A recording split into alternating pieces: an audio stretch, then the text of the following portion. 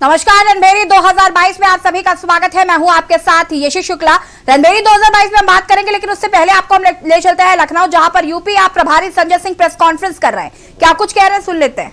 Sir, आज धर्म सिंह सैनी है, उत्तर प्रदेश सरकार में मंत्री है, आयुष मंत्री। उन्होंने किसानों को लेकर बयान दिया है कि किसानों से बातचीत चल रही है और चुनाव से पहले सेटिंग कर लेंगे।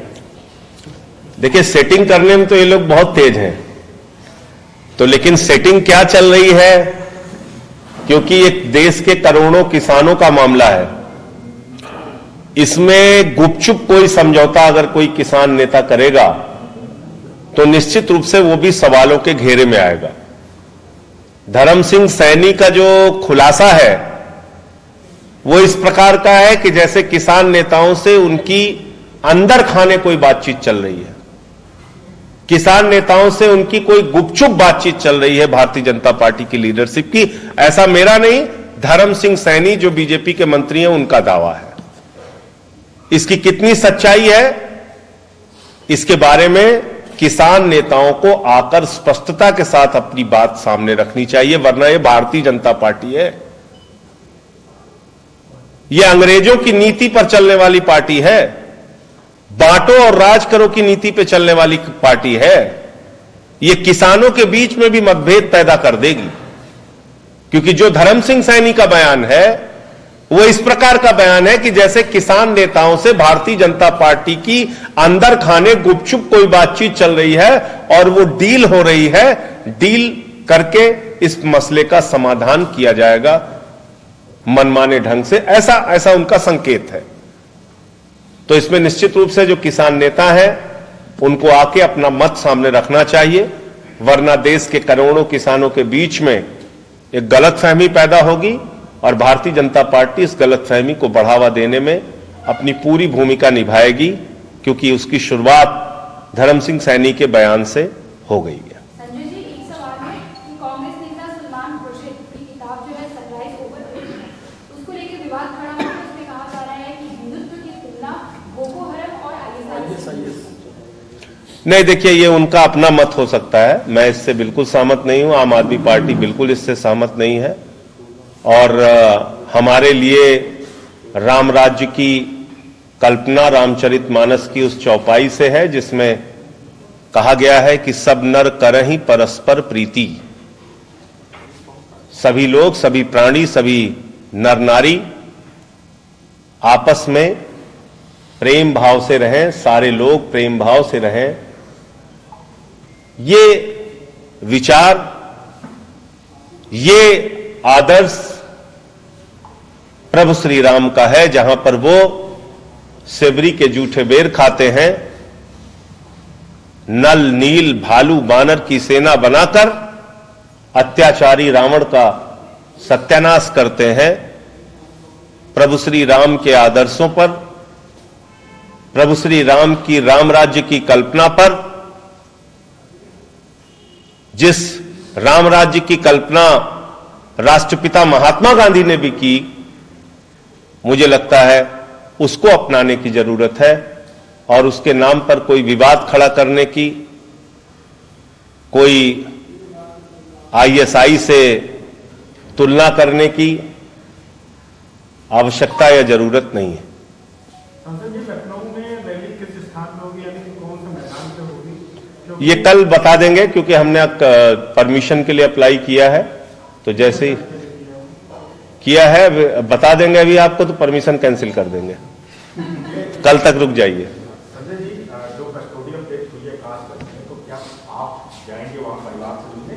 दूसरा सवाल इसी से जुड़ा हुआ ये है कि क्या आपकी पार्टी अपनी तरफ से कुछ परिवार को आपकी मदद दी?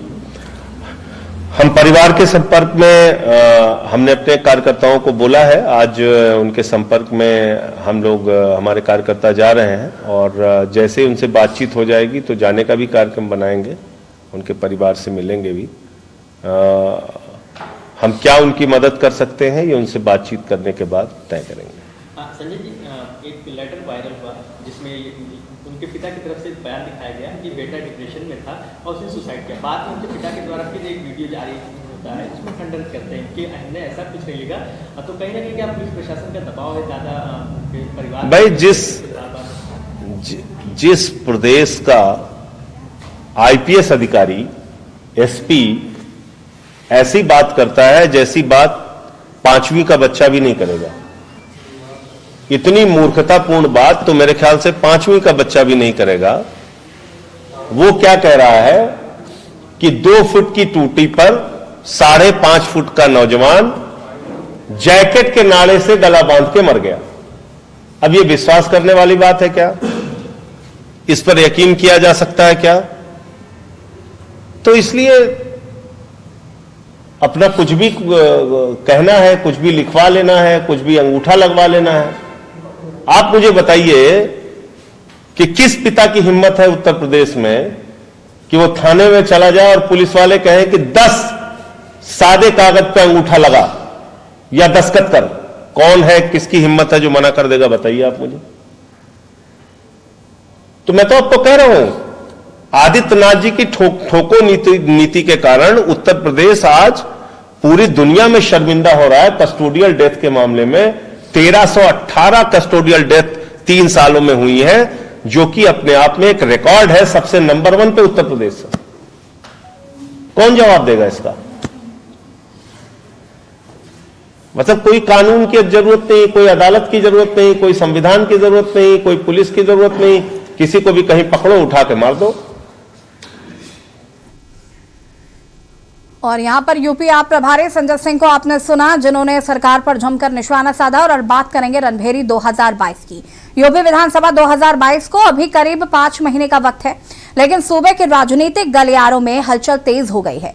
सभी राजनीतिक दलों ने अपनी कमर कस ली है। कोई दल बदल रहा है तो कोई जनता के बीच अपनी पैठ बनाने में जुट गया है। यूपी में सक्रिय राजनीतिक दल मंथन में सब गए हैं। रणनीति तैयार हो रही है, बिसातें बिछाई जा रही हैं। कोई मंच पर तो कोई सड़क पर खड़ा होकर घोषणाएं कर रहा है, वादे कर रहा है, क्योंकि सभी की मंजिल एक है और वो है मंजिल मिशन 2022।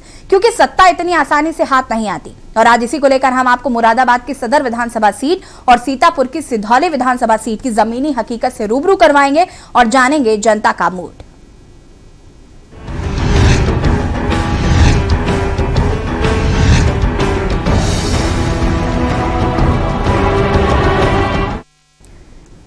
और अंधेरी 2022 में हम बात करेंगे विधायक जी ने क्या किया में मुरादाबाद नगर विधानसभा सीट की। पूरे विश्व में पीतल उद्योग के कारण पीतल नगरी के नाम से ये मशहूर है। यहां से पूरे विश्व में प्रतिवर्ष हजारों करोड़ रुपए के पीतल उत्पादों का निर्यात किया जाता है। नगर विधानसभा में शामिल ज्यादातर वोटर पीतल कारोबारियों से जुड़े हुए हैं। यहाँ लगभग 45% आबादी हिंदुओं की है और 2011 की जनगणना के अनुसार यहाँ पर 5 लाख से ज्यादा मतदाता हैं, जिसमें 2,71,000 के करीब पुरुष मतदाता और 3,33,000 के करीब महिला मतदाता शामिल हैं। देखिए रिपोर्ट।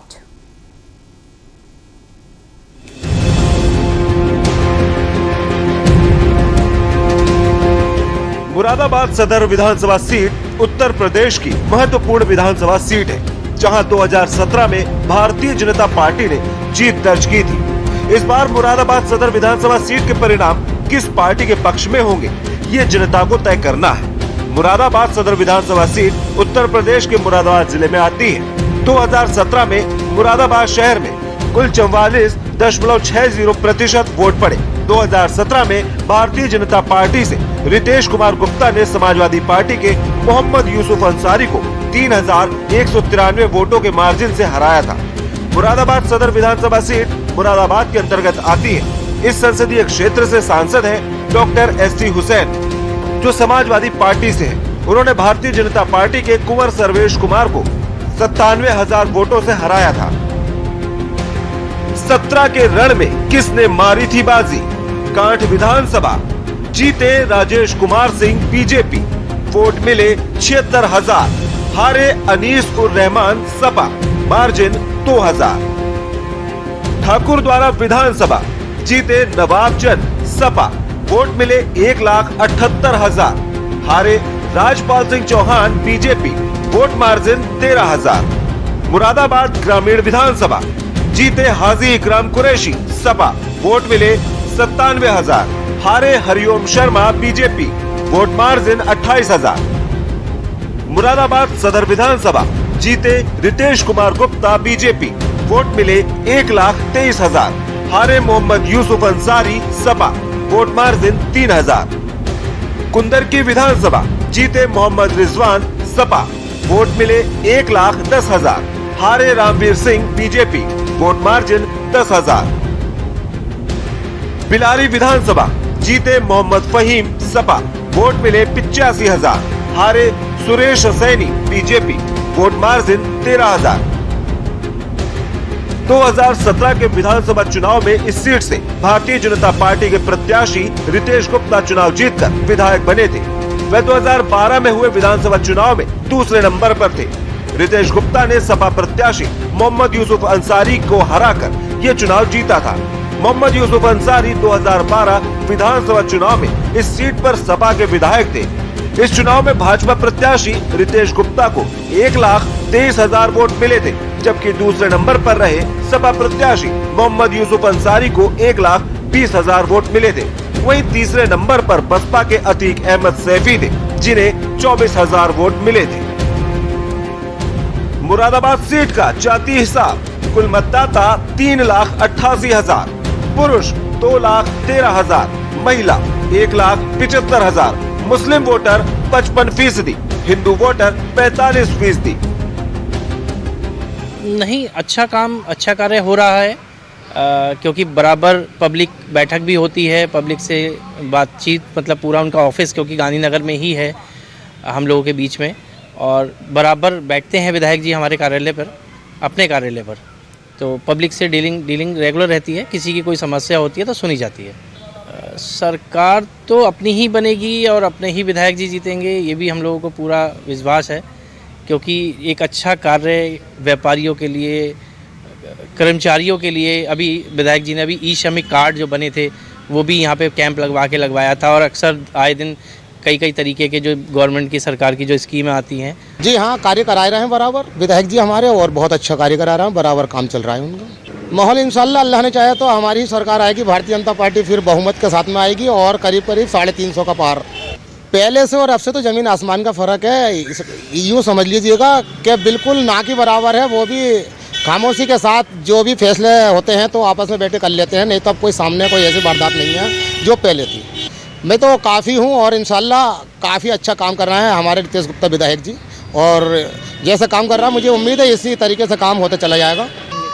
तो ये हमारे नगर विधायक जो हैं रितेश गुप्ता जी, वो सबके दिलों की धड़कन है, और ऐसे विधायक बड़ी मुश्किल से मिलते हैं जो लोगों के काम के लिए हमेशा दरवाजे खुले रखते हैं। उनके यहाँ गरीब अमीर कभी भी आ जाए किसी समय तो वो काम करते हैं, लोगों को किसी का भी कोई काम हो फ़ौरन करते हैं। विधानसभा की सड़कें तो साहब ऐसा है, कुछ सड़कों पे अभी काम चल रहा है, और हमने कमिश्नर साहब से भी कहा था, मंडलीय उद्योग बंधु की बैठक में भी कहा था, उद्योग बंधु की बैठक में भी मुद्दा उठाया। तो सड़कों का काम बहुत जल्द शुरू होने वाला है, गड्ढा मुक्त होने वाली हैं, क्योंकि बीच में लॉकडाउन रहा 2 साल ये कोविड की वजह से, तो जो कार्य होने थे वो नहीं हो पाए। देखिए अभी तक तो जो मुस्लिम वोटर हैं वो आज़म खां को लेकर बहुत परेशान हैं कि आज़म खां जेल में है, और मुस्लिम वोटरों का साफ ये मानना है कि जब तक आज़म खां साहब जेल से नहीं छुटते उनके बाद ही कुछ फैसला होगा कि किस तरफ वो जाते हैं।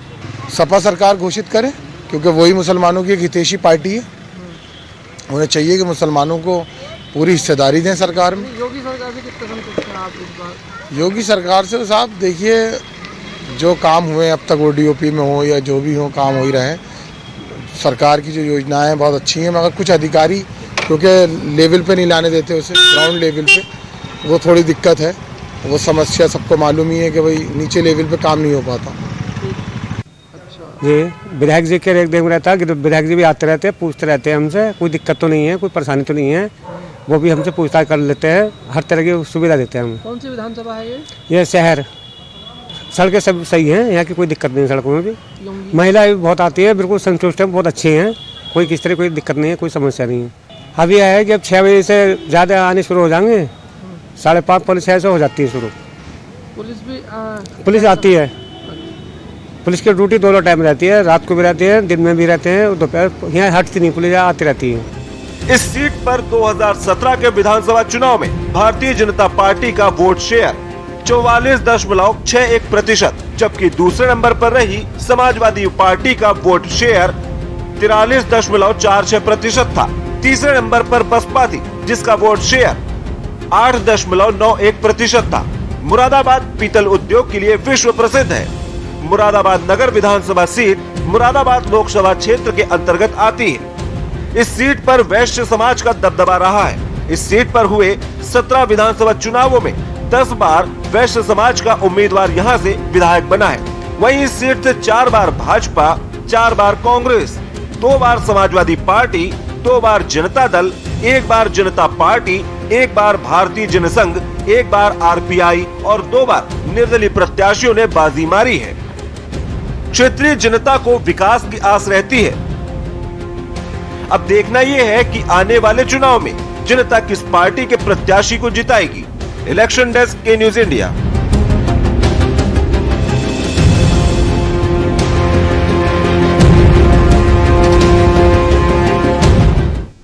जी हाँ, तो आज विधायक जी ने क्या किया में हम बात कर रहे हैं मुरादाबाद की सदर विधानसभा सीट की, जहां से बीजेपी के रितेश गुप्ता विधायक हैं। और जो रिपोर्ट में हमने दिखाया उस हिसाब से अगर हम बात करें जनता का, तो कहीं ना कहीं जनता रितेश गुप्ता के साथ नजर आ रही है। इस पर आगे हम जनता का सियासी मूड भी जानेंगे। वक्त हो गया एक छोटे से ब्रेक का, जल्द हाजिर होते हैं।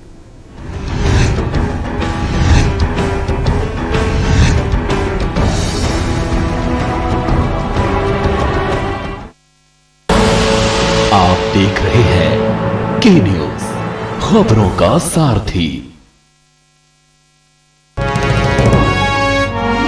चमकी विकास में अग्रसर सरकार, जनगण मन के हुए सपने अब साकार। उत्तराखंड में लगभग 22 से 24 हजार रिक्त पद और बैकलॉग के साथ समस्त खाली पद सब पर भर्ती प्रक्रिया शुरू हो चुकी है। अब मिलेगा हमें रोजगार का अधिकार। अब आईएएस, पीसीएस, एनडीए और सीडीएस जैसी परीक्षाओं के लिए हम जैसे जरूरतमंद युवाओं को सरकार द्वारा 50,000 रुपए की एकमुश्त वित्तीय सहायता दी जाएगी। समूह का और खा के पदों के लिए आयु सीमा में 1 वर्ष की छूट दी है। और यही नहीं, मार्च 2022 तक भर्ती परीक्षाओं के लिए लिया जाने वाला शुल्क भी धामी जी ने माफ कर दिया है।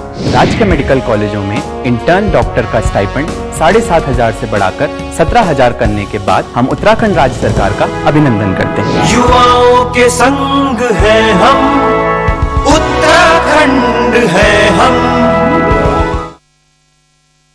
पर ये दिल है कि चख रहा है उन्हीं अल्फाजों का नूर नूर और नूर नूर और नूर नूर और दूर कितना भी जाओ, इस जुबान से दूर ना जा पाओगे।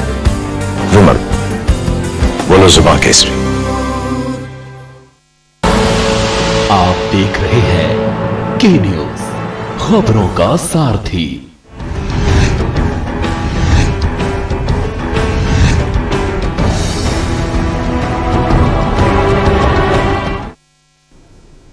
ब्रेक के बाद एक बार फिर से आप सभी का स्वागत है। और आज विधायक जी ने क्या किया में हम बात कर रहे हैं मुरादाबाद की सदर विधानसभा सीट की, जहां से विधायक है भाजपा के रितेश गुप्ता, और उनसे जनता काफी खुश नजर आ रही है।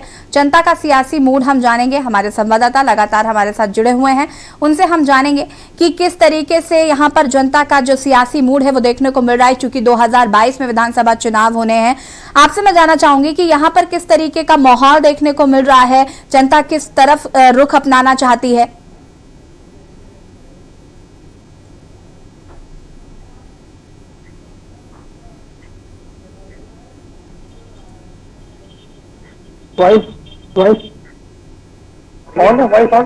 आवाज आ रही है आपको?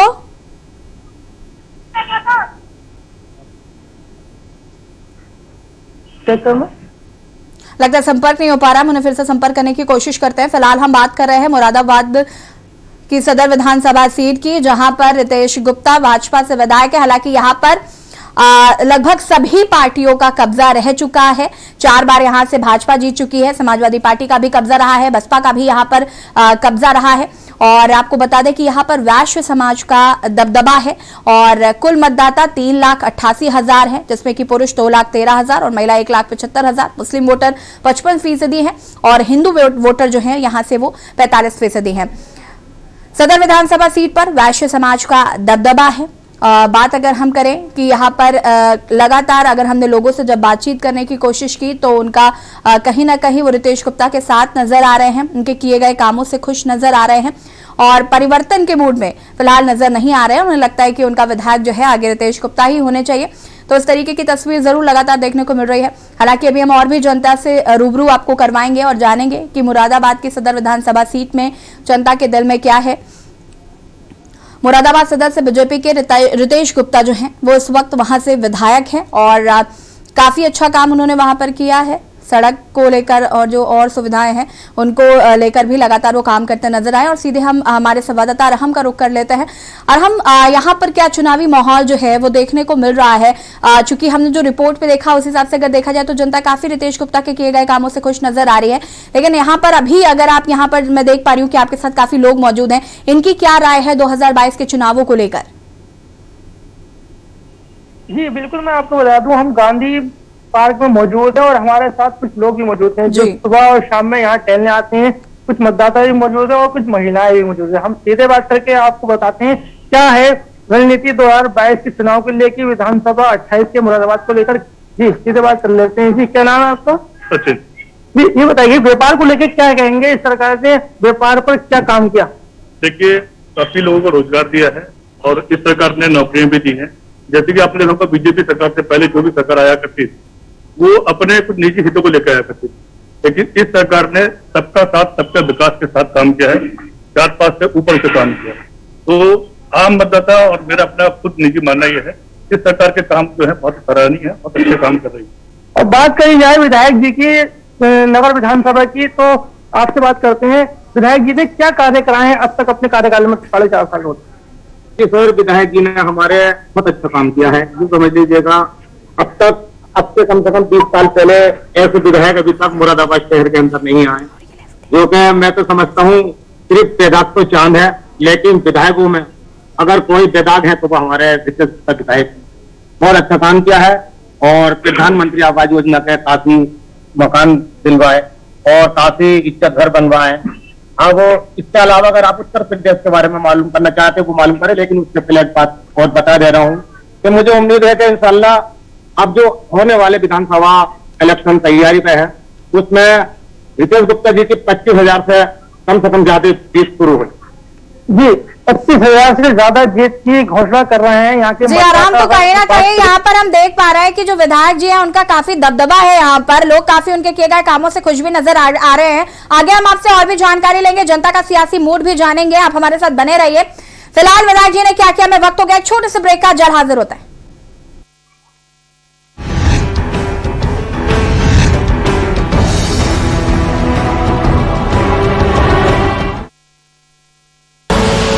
आप देख रहे हैं के न्यूज, खबरों का सारथी। हो मिलकर अब आगे बढ़ेंगे, नेतृत्व की जिनमें क्षमता है, इतिहास वही लिखते हैं, जन जन की आंखों में वो उम्मीद को रोशन करते हैं।